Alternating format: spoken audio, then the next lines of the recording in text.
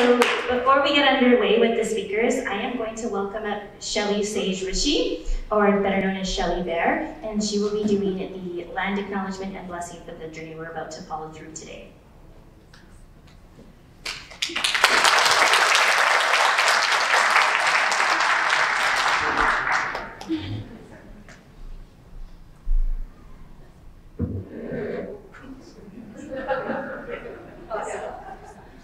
Oh, it's great to see people. Thank you so much for inviting me. I just want to start by speaking in an Anishinaabe Moan language, which is Ojibwe, and say Bojo Makwawanasik Kwaidishnikas Megase Dodum.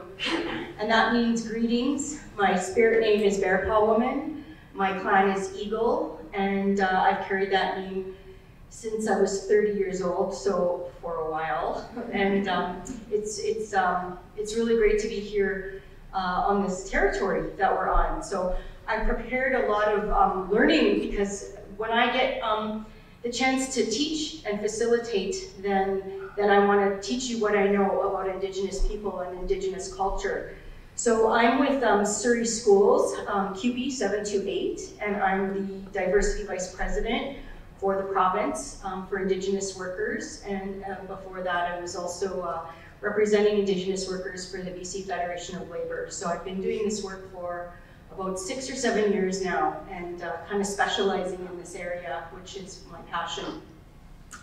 So what I've learned about this region that we're on here, this is from the Harrison Tourism website from June 21st, 2021, so that's National Indigenous Peoples Day.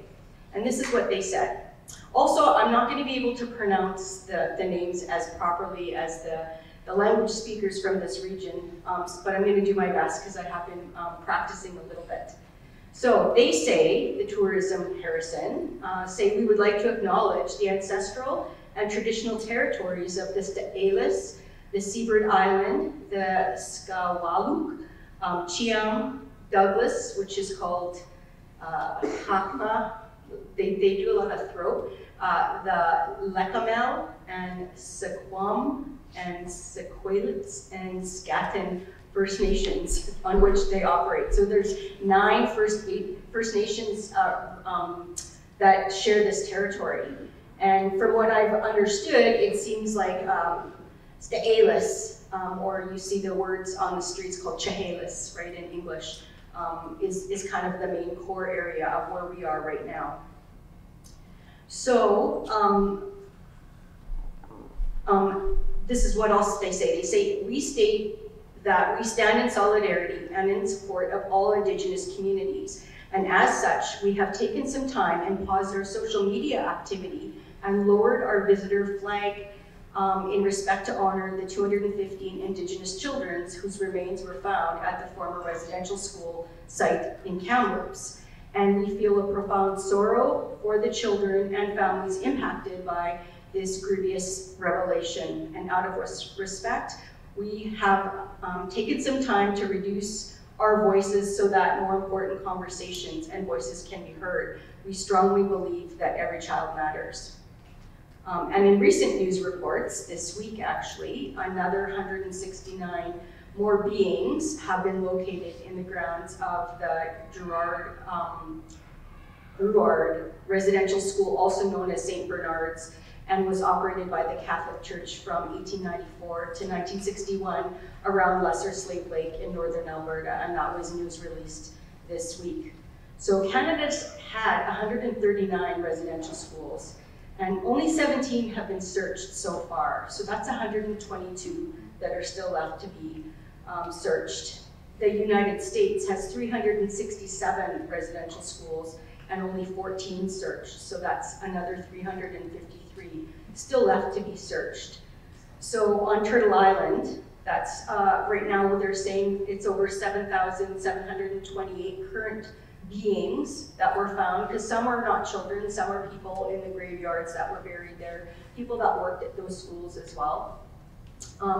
And the TRC, the Truth and Reconciliation Commission, reported that there was about 6,000 children that they thought had gone missing from their interviews and looking at things with survivors. So we know now that in our lifetime, for all of us that are sitting here today, we're gonna be hearing about this for the rest of our lives, I believe. So yes, every child matters.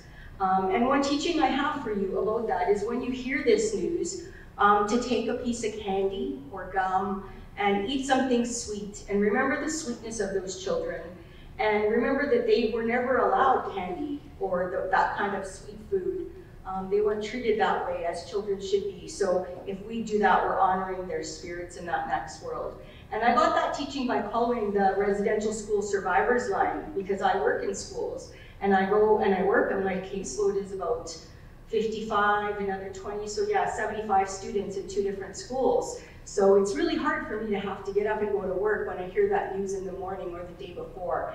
And then, so how can I manage that? So that's what I've created these ceremonies now with students that I come in with candy, and they of course, are happy to have candy, but then they get to learn the teachings with that sweetness that they're consuming as well.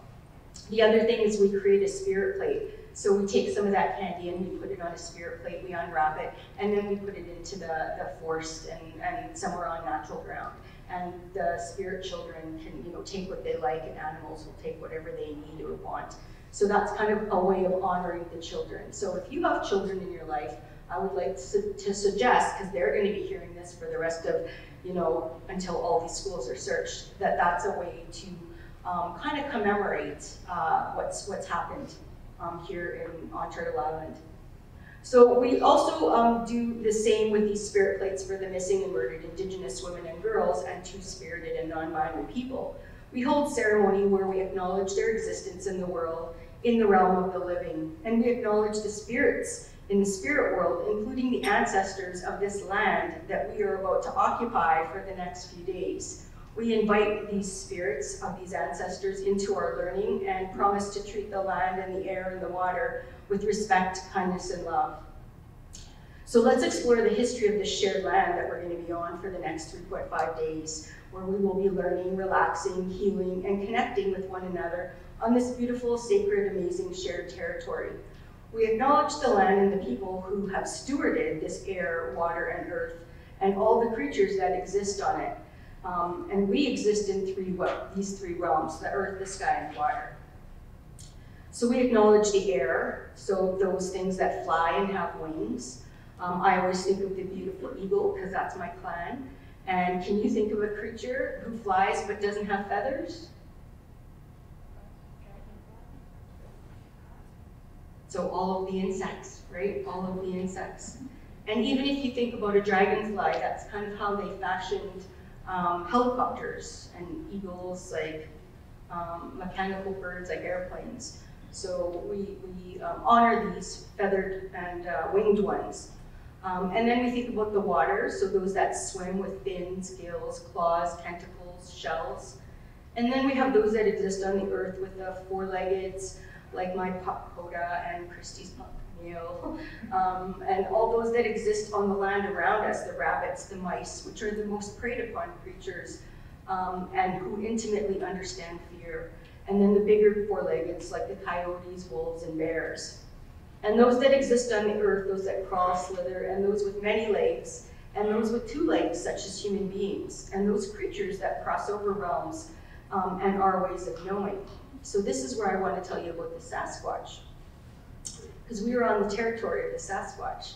So the Sasquatch have been part of this T'Alis band for centuries. The word Sasquatch derives from this T'Alis word Sasquatch, and I might not be saying that right, but it means wild man, and tells the story of a caretaker who watches over the lands of the T'Alis people, spanning over Harrison and T'Alis lakes and the region that we currently are on. The T'Alis have adopted an image of this Sasquatch as their logo and their national flag. And if you leave the hotel and walk to the left, there's a beautiful image there that you can take really cool pictures with. So the Sasquatch is not a monster, but it is also not to be meddled with. It is believed that if you see a Sasquatch, it means that you were in the right place at the right time, and it's a good omen. The T'Alis people are Coast Salish Halkaniya speaking people linked with surrounding Indigenous peoples through kinship, language, trade, intermarriage, ceremonies, and stories. And historically, the Sta'alis was recognized as a rich and powerful tribe among their neighbors. The Sta'alis people lived near what is now known as Harrison Hot Springs in traditional pit houses and a plank house village known as Quolis. The village of Quolis was an important place for movement between Harrison Lake, Harrison River, and the Fraser River. Known as Qualls, it means boiling water, so that's the hot springs that we're talking about. And they were revered as a healing place by members of the Coast Salish people for thousands of years. And Sta'alis stories and traditions can be seen all around the waterways, from the petroglyphs at Doctor's Point and throughout the Harrison River to recently discovered ancient pit houses near Sta'alis Beach. So I want you to consider and acknowledge the people who have existed on this land and bathed in these healing waters of this place for thousands of years, and they say since time began. So when your foot first reaches that hot pool tonight, or you sit beside them, or you look at them out your window, acknowledge the ancestors in appreciation for the lovely surroundings of this resort. And Indigenous culture's water is life. It comes before a baby is born, and our bodies are made up of 60 to 78% water. The other bands, I just want to tell you what their names mean, because I researched all of them as much as I could. Some websites are more in depth than others, but that's the way that you can learn about the land that you're on, is by looking up the First Nation, and they have a tab that says About Us, and sometimes they have stuff written and sometimes they don't. So the Squawaluk people have lived on this land since time before memory. And Western science has identified the oldest lasting traces of these people as 10,000 years old. The Squawaluk means bend in the river, and where it bends and empties into the Stalo, which is the Fraser River. So the name for the Fraser River is Stalo, and it means the river people, or the river of all rivers, so it's the big one. So this First Nation has 100 band members, and only 8 members live on reserve. And there are 35 non-members living on reserve. So the population of that reserve is only 43 people. So why are there so few people? About the time of contact and introduction of smallpox, the Stalo people, numbered in tens of thousands, introduced by the Spanish and traveled quickly from the south, and smallpox arrived to the Lethamel territory, which means the earth of this land. In 1782, and it's estimated to have killed 2/3 of the Stalo people in a matter of 6 weeks. So smallpox and a range of other diseases are estimated to have reduced Aboriginal populations in North America by 90%. So the result, of course, is the total disappearance of some settlements and drastic changes and movements of others, especially when reserves started to happen. So Stalo society had many levels of collective identity. And I think of our unions like that, especially your union. There's all these collective, I think, what do you call them? Units, or there's other names, right? So it's the same idea. So it's a similar system. We're not so different, right? So there are many levels of collective identity based on their language, beliefs, ancestors, their in-law relationships, spiritual connections, and the watershed tribal proximity to the villages. So the Coast Salish people consider the ocean as providing free and open passage to all. So what are our levels of collective identity as labor learners and as activists? They also had these interesting marriage practices. So these 9 different tribes or territories or First Nations, the women, the girls had great value because that opened pathways for trade and travel and hunting and fishing. So it was a matrilineal society where the wealth was passed down through the women, through the females. So it's, the next one I wanted to say is what is meant by shared territories. So family visits and resource harvesting journeys were often long affairs covering great distances. Hunting, picking, and trapping took place far back in the mountains north of Ruby Creek, rendezvousing with people from Lytton, and the people had the freedom to roam around and gain a livelihood, where the Squahala people went to the canyon to fish. Some people from downriver would move into their houses and plant gardens, which the Squahala people would later harvest. So sharing was very different back then, and the area of interests we're talking about is about 269 hectares in size. So it's a large, that's why it's like these 9 territories, these 9 nations, that there's only a few people left now. And then core territory.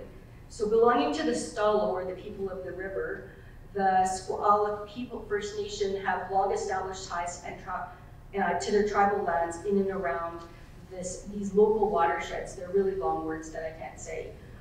The area of core interests is about 11,000 hectares in size, and so this word means the bend in the river, referring to that, where it goes into the Fraser River. The next part I wanted to mention was when the first wave of the outsiders came, and they were miners. And that wasn't so bad, but the second wave, the settlers, are the ones that most impacted the Stalo people.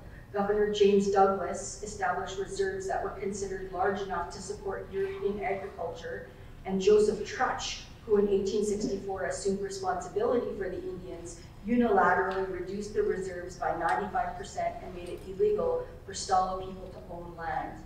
And I don't know if you've been reading in the newspaper, but this name Trutch, it's street names in Vancouver and in Victoria, and they're removing those street names now. So that removal of these names and removals of statues is part of like decolonization. That's the idea of not putting forward people's names who caused harm to the original people. So Coast Salish people referred to these hot springs, meaning the hot water, and they often would travel by canoe and visit these sacred pools because of the healing benefits that you're going to get to experience tonight. The Seabird Island is also known as Squoakal, and basically the way that came out is that where they were originally placed, it wasn't able to sustain crops. So the land on Seabird Island would provide rich soil to provide a place for First Nations families to live on, and there was a ship that was called Seabird, and so they named it after the ship. And that word translates to turn in the river. So all of their names talk about the river, the Stalo. Chiam means wild strawberry place, and it's the namesake for Mount Chiam, which overlooks the community and most of Upper Fraser Valley. I have lots written here because I did a lot of research about this land. There's one, they call it the Douglas First Nation, but the proper name is Hakcha. It's from the throat, sort of like Arabic. It's that throaty kind of way of speaking. And so the Douglas or the Hakcha, Skatin, and Semiquan communities are all related through family ties as well as culturally and linguistically. There's another 2 First Nations. One is called Lethamel, and it's the place where the people meet. And it only has 420 members. And it was the home to many longhouses, some longhouses that were reported to be a kilometer long. And so they would be hosting a lot of events.